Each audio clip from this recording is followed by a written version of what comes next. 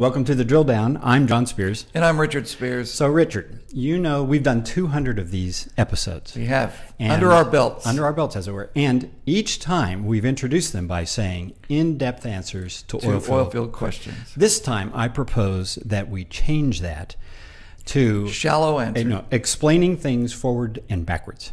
And I say that because this relates to the puzzler, the answer of the puzzler today. So this is a shout out to that puzzler we're going to answer. So explaining things forward and backwards. Okay, welcome to the drill down. Explaining things forward and backwards. Yeah. So I thought today that we would start this discussion. I'm riveted. Yeah, but we talk a little bit about what we're picking up in our current survey of well costs. Because you've been doing this now for, 13 years, every quarter, whether you want to do it or not. Exactly, right. And so you got some new stuff. Yeah, so, oil field inflation, the cost to drill and complete wells has gone up about 2% this quarter, Q1. Q1, the one we just finished. Yeah, from Q4. So not much of an increase, but what's interesting is where the higher costs are coming from. Okay? From the vendors. They're coming from the vendors. Oh, but specifically, they're concentrated for fuel. So the fuel costs, higher fuel costs, are 30% of that gain we're seeing. Okay. Pipe prices are another 40 to 45% of that increase we're seeing. All right, so casing and tubing. Right, yep. Because you're not looking at line pipe. No. You're not looking at gathering systems. You're looking at well construction stuff. Absolutely right. And another 20% is coming from steel products. So we pick up production equipment, drill bits, things made out of steel. Yep. And they comprise another 20% of that price increase that we're seeing this quarter. So, well, is this a supply-demand thing that's happening? Because drilling activity is rising. Yeah. Are inventories squeezing down, and so prices are rising, or is there some other? Yeah, so I think so on the pipe side, casing and tubing, I think that's driven by higher input costs for steelmakers. So scrap prices have been going up sharply, and that's driving this increase in casing and tubing prices. Because when you think about pipe, traditionally the prices have moved. It's a classic inventory adjustment situation. When there's too much in inventory, prices fall. When there's too little and demand's rising, prices go up. Yeah. What are you paying? But I don't think that this price increase that we're seeing now is a function of inventories out of whack. I think it's this input cost of scrap prices which are driving higher finished good prices for steel, and that's for casing and tubing. And we're also picking it up in other steel like production equipment. Okay, I ran into higher steel prices over the weekend. Yeah. Actually, I didn't. My wife did. Yeah. Because she was. This sounds funny to say out loud. Yeah. But it's a secret between the two of us. Mm-hmm. She was out buying 1,000 rounds for her pistol. Yes. And the price of those rounds, it just keeps going up and up and up and up. Right. And people go, oh, well, it's politics. Yeah. But it could simply be that the price of all things that have a steel component to them are rising materially. So costs are under control, but there are prices increasing in specific areas right now. The other thing that we find during this survey is we've asked our respondents here, what are operators doing? We've seen $60 prices for 90 days now, right? In the olden days, they would be getting back to work. Yeah, that's right. We'd be tearing up the old plans and putting in new ones and new board meeting and stuff like that. Let's get going. So the question is, are they seeing that? And this time anyway, they're saying that operators that they're in touch with are being pretty cautious still about whether to ramp up activity. We think activity will grow over the course of the year, but that glide path that it's on doesn't look like it's accelerating at this point anyway. And just to be clear, you've got a cohort of consulting field engineers out there who've helped you now for years. Yeah. And this is what they see when they look out their windows, right, whether they're in the Bakken or the DJ or South Texas or the Permian Basin or wherever, and they don't see their customers getting all wacky yet. That's right. They haven't had the phone hasn't been ringing off the hook, as it were. And yet, so it's been a whole year of things improving. And by now, in the olden days, right, we would have torn up that game plan and let's get us a new aggressive game plan. I think we'll still see pretty good moves up and to the right. I mean, our numbers are that spending activity for spending to drill and complete wells, for example, will be in the fourth quarter of this year close to $16 billion. Last year in the fourth quarter, they were about $8 billion. So we see over the course of 2021, spending levels basically doubling. Yeah. And that's a pretty but we're at such a low level, right? So the question is, are they going to triple over that? And I don't think we're quite to the stage where operators are getting that antsy. But it's a ramp up in spending each quarter. So explain to me this. Yeah. And maybe this is a bit of a transition.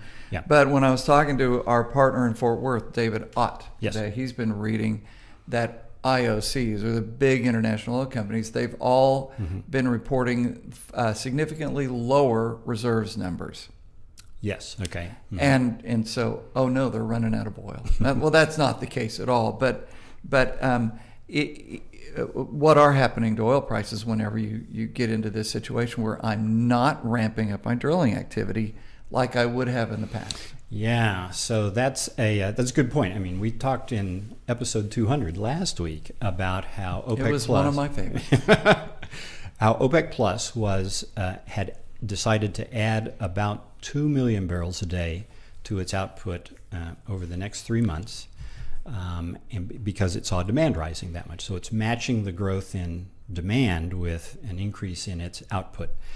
And I see since that episode that when people look at the third quarter of this year, they see another 2 million barrels a day growth in demand, and so they expect OPEC Plus to to match that. Right? And that can go on for a while. But when do the lines cut? When does supply and demand? Yeah.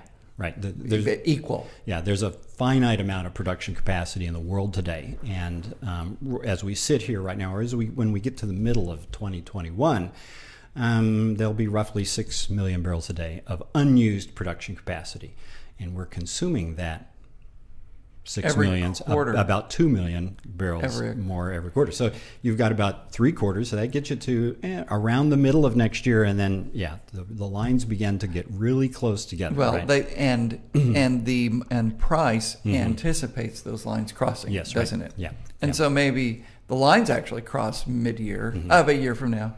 But the anticipation of that could cause a price signal to go, hey, please go get me some more of this. That's a certain possibility. The wild card in all that discussion is like, how much oil is there to be pulled out of inventory? How hard will that happen first? But we're getting dangerously close to a favorite topic of mine, which is the question of price inelasticity, or maybe I think economists would call it demand elasticity for oil. So folks have done studies, they've looked at history and whatnot, and so if we remember what demand elasticity is, it's related to how much does demand change for every percentage change in the price of said product, right? If the price rises but demand doesn't change at all, right, then it's considered inelastic. Right. Yeah. So normally you think, well, okay, a 10% price increase would lead to a 10% drop in demand, right? So that would be a number of -1, right? Perfectly elastic. Oil has the figure is 0.1. So for every 10% increase in the price of oil, you see demand fall 1%. Yeah. So, and that is what happens? That's what the literature in the industry, and looking back at time and seeing what's happened, that's the short-term adjustment rate. So we get to the middle part of next year, and we begin to see that demand is roughly in line with supply, right? And we know that supply doesn't grow very fast, right? Because we call it discipline in the United States, but what it really is lack of access to capital. Well, there you go. Yes, absolutely. So we get to the middle part of next year, demand wants to grow, there's no supply to meet that. Then I think we can begin to see prices begin to increase, and that demand inelasticity would suggest that oil prices, to me, would suggest that oil prices could begin to grow, something like 10% per year. That's the kind of growth rate we might find ourselves on. So you go from 60 to 66. Something like that. to 73. Yeah, and there we go. And at some point, maybe supply begins to grow, and so the price levels off. But that's the kind of pressure I think the market will find itself under as we get to this point where the demand and supply lines get close together. So do you think then that these swing producers here in the United States, do they think they respond to the price by drilling more and more and more and more like they would have in the olden days? Or do they're hamstrung right now because of lack of access to capital, so they can only drill out of the revenues that they've generated. Right. Yes, right. So do they want to drill more, but they just can't? So what happens at a $70 oil price going to 80? Right. Then that kind of a price environment, what goes on? Yeah. So I think we have to remember that back in 2018, early days of 2019, when there wasn't this lack of access to capital, right, that we saw U.S. oil production growing 20% a year, 18 to 20% per year. Those days aren't. I don't think they're achievable again, because I suspect that capital discipline, access to capital markets, all those kinds of things are locked in place. I think what we see today will stay with us. Well, you had two things. Yeah. Tons of capital that wanted to find a home, right, and a place to drill. Yes, and so that's the other thing that's changed, hasn't it? We've drilled so many wells. Right, yeah. I would be surprised. My personal guess would be that I would expect that U.S. production growth, if it could get to a 10% CAGR, would be an amazing feat from where we stand today, given what's the environment that the industry works itself. Well, I'm of the firm belief that at least for this year and next year and maybe the following year, that we have a U.S. oil industry that pays a dividend and maximizes that dividend, and they stay in that mode until whatever the next change or inflection point is. But you've got it this year and you've got it next year and maybe one more year. Yeah, you've made the point that sounds a lot like some of the family oil companies that have thrived in the U.S. for decades, right? There's so many examples of large multi-generational families who are in both the oil business and, say, the ranching business or the real estate business, where they have no incentive to grow the thing. Hey, let's grow our reserves. Their incentive is to pay a big dividend and create a lot of wealth for the families. They have access to a certain amount of acreage, and that's what they're producing from. They're not going to go to the other side of the road and this is my defined geometry, or geology or geography, all the G words. Yeah. And I think that there's this model that it's firmly in place for decades in the U.S. So oil companies behave like that for a season, and that's the season that we're in. So it's a very profitability-minded policy that oil companies, I think, will go toward. Well, more and more oil companies. It's kind of the way you and I run our business, right? So I believe. Yeah, we run it to not be profitable. If it's the IRS is listening, that's it. All right, but we have been waiting to give the answer to last week's puzzler. So tell us what it was, so the listeners can you had posed this question. So my skipper Igor had the boat, the Lagoon 50, down in the Caribbean a year ago. Yes. And he was wondering what he should do with the boat. And so the question was, I had proposed he sail east and go back to Croatia, and he says, I have a better idea. I'll sail east and go to the Pacific Ocean. Yes. And therein lies the rub. The question, yes. And he showed me a map, and I went, crap, you're right again. Yes. So the question was, how can Igor sail east to the Pacific Ocean in a couple days? What's the fastest way to do that? And the answer? Well, so I'll just give a shout out to our old friend Rob Berry. Rob, you didn't win, even though you had the right answer, because I think he was the fastest. Oh. But Rob would be a repeat winner. Yes. And I'm not ready to award him a repeat winner. The best answer came from Thomas McCall. Yes. So Thomas, for an attorney, you did pretty well. I'm just going to read his answer. There you go. He says, hey guys, and here's my guess. Assuming you are starting from the western part of the Caribbean Sea, I think the answer is that you sail east to the Panama Canal and then traverse the canal eastward until you reach the Pacific Ocean, which is just off the west coast of the northern part of South America by Colombia, I think. But the point is, pull out a map to get from the Caribbean to the Pacific Ocean. You actually have to sail south and east to get through the Pacific Ocean. That's because Panama, as we all know, is shaped like the letter S lying on its back. So it's got that funny little curvature to it, and the Panama Canal from Atlantic to Pacific runs east to west. Yes, absolutely. But in being awarded this answer, he put an appendix on it. Yes. And he said, as long as there isn't a massive cargo ship blocking the canal, and if that happens, then you're screwed and you have to take the long way around. As is often the case. Yeah. So Thomas, congratulations. I have two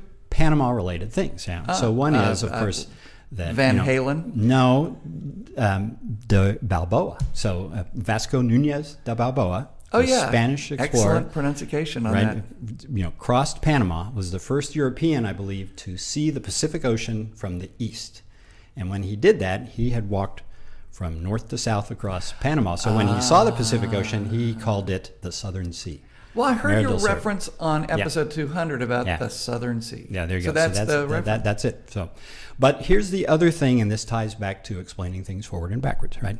Because one of my favorite palindromes is a man, a plan, a canal, Panama. Yeah, so back and forth, right? So, Able was I ere I saw Elba. There you go. So anyway, that's my part to the puzzle this week. I can't wait to hear you try to sign off using the new... No, I'm not even going to try. I'm just going to say thanks for listening to The Drill Down. I'm John Spears. And I'm Richard Spears.